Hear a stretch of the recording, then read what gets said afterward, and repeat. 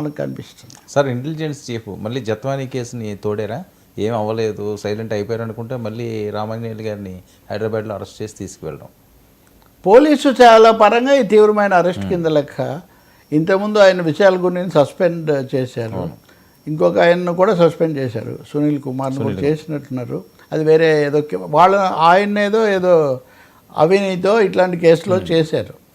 అయితే అప్పుడు ఇప్పుడు కూడా రఘురామకృష్ణరాజు తెర ముందుకు వచ్చి నా కేసు కూడా ఉంది, దీంట్లో ఈయన ఏటు రఘురామకృష్ణరాజు కస్టోడియల్ టార్చర్ పోలీస్ చిత్రహింసల కేసులో ఆయన ఏటు సీతారామాంజనేయులు. కానీ ఆయన అరెస్ట్ చేసింది మటుకు జత్వానీ కేసులో. జత్వానీ కేసు మానవ హక్కులకు మహిళల హక్కులకు సంబంధించి ఒక ముఖ్యమైన కేసు.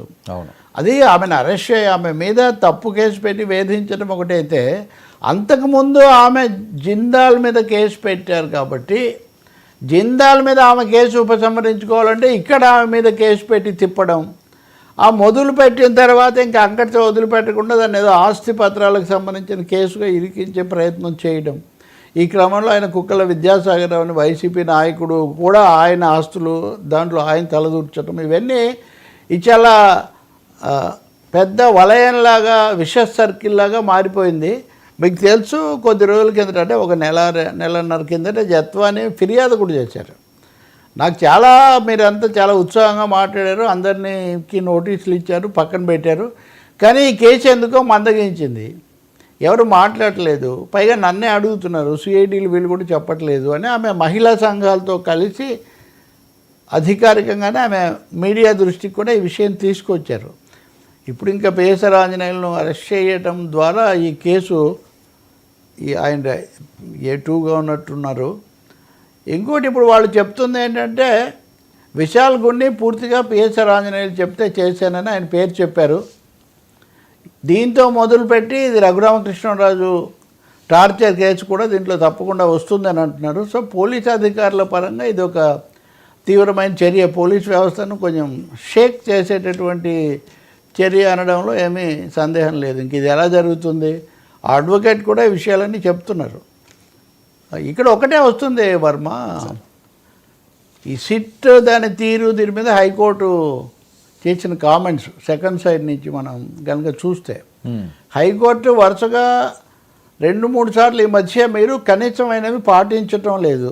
ఉదాహరణకు ఈ లిక్కర్ కేసులోనే ఉదయ్ కిరణ్ రెడ్డి ఎవరో ఒక ఆయన ఉన్నాడు, అతని మీద ఆరోపణలు ఉన్నాయని వాళ్ళ నాన్న వృద్ధుడు అంటే పెద్ద ఆయన్ను సుబ్రహ్మణ్య రెడ్డి అని ఆయన్ను అక్కడి నుంచి ఇక్కడికి తీసుకొచ్చారు, తిరుపతి నుంచి విజయవాడకు.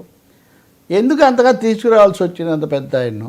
ఏదో మీకు సందేహం వస్తే, పైగా నోటీస్ అక్కడ ఇవ్వకుండా ఇక్కడ ఇచ్చారు, ఇక్కడ నోటీస్ ఇచ్చి అక్కడ ఇచ్చినట్టుగా మీరు చూపిస్తున్నారు. మేము ఎన్నిసార్లు హెచ్చరించినా కానీ మీరు ఈ ఏకపక్షంగా అడ్డగోలుగా అరెస్టులు చేయడము, అక్కడికి ఇక్కడికి తిప్పడం మీరు ఆపడం లేదు. మీరు ఇలాగే అయితే మేము మరింత తీవ్రమైన వైఖరి తీసుకోవాల్సి వస్తుందని హైకోర్టు కూడా ఒక హెచ్చరిక చేసింది. ఇప్పుడు హక్కులు 2 రకాలు. ఇప్పుడు జత్వానీ హక్కుల గురించి మాట్లాడినట్టే ఇప్పుడు వీళ్ళు కూడా వాళ్ళ కుటుంబ సభ్యులు ఇంకొకరు ఏమైనా చెప్పినప్పుడు వాటిని కూడా ఎలా సర్దుబాటు చేయాలి, వాటికి సంరక్షించాలి అన్నది కూడా ఒక పెద్ద సమస్య అవుతుంది.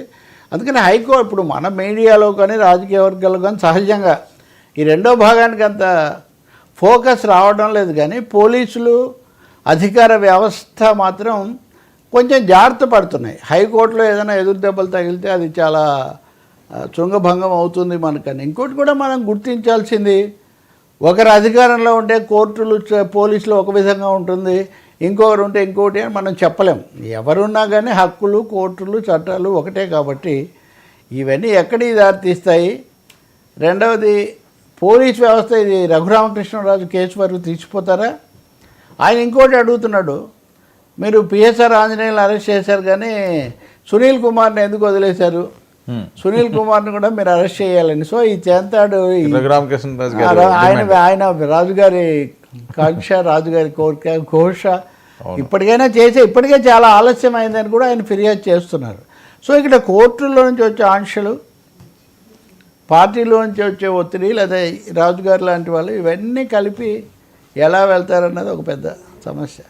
మీరు ఇంకోటి కూడా చూస్తారు, ఇవన్నీ మనం వేరే అధికారుల గురించి మాట్లాడుతున్నాం కానీ వరదరాజుల రెడ్డి ప్రొద్దుటూరు శాసనసభ్యుడు, స్థానిక పోలీసు అధికారి పూర్తి అవినీతిగా ఉన్నారు, అవతల వాళ్ళని ప్రోత్సహిస్తున్నారు. ఆయన మీడియాను పిలిచి మరీ చెప్పారు. పీఠాపురం మాజీ ఎమ్మెల్యే వర్మ, ఆయన స్థానిక అధికారుల తీరు ఏం బాగాలేదు అది ఇది అని ఆయన చెప్పారు. కనీసం ఒక 3-4 తెలుగుదేశం ప్రజాప్రతినిధులు ఈ మధ్యకాలంలో బాహాటంగా పోలీసుల మీద, అధికార వ్యవస్థ మీద అసంతృప్తి వెలిబుచ్చటం, లేకపోతే బహిరంగ విమర్శలు చేయటం, ఏది అధినేత పిలిచి కాదు వద్దు అని మందలిస్తున్నా అది సద్దు మనకని పరిస్థితి. ఒక విధంగా అధికార యంత్రాంగం ఇప్పుడు కొంచెం అడకత్తెరలో పడినట్టుగా మనకు కనిపిస్తుంది. దిగిపోయిన వాళ్ళు ఉన్నవాళ్ళు, వాళ్ళ రెడ్ బుక్, వీళ్ళ రెడ్ బుక్, రెండు రెడ్ బుక్ల మధ్యలో రూల్ బుక్, రెడ్ బుక్కా రూల్ బుక్కా, రూలర్స్ బుక్కా, ఈ మూడింటి మధ్యలో అధికారులకు ఏమాత్రం తెలియని ఒక అయోమయ అవస్థ మటుకు ఆంధ్రప్రదేశ్లో ఏర్పడింది. ఎవరిని తప్పు చేసిన వాళ్ళని వదిలిపెట్టకూడదు, తప్పు చేయని వాళ్ళని శిక్షించకూడదు, నిబంధనలు తప్పకూడదు. ఈ 3 సూత్రాల ఆధారంగా అధికారులు, అధినేతలు వ్యవహరిస్తే సరిపోతుంది. సార్, మోదీ గారు అమరావతి వస్తున్నారు, జగన్మోహన్ రెడ్డి గారికి కూడా ఆహ్వానం పలుకుతున్నారట.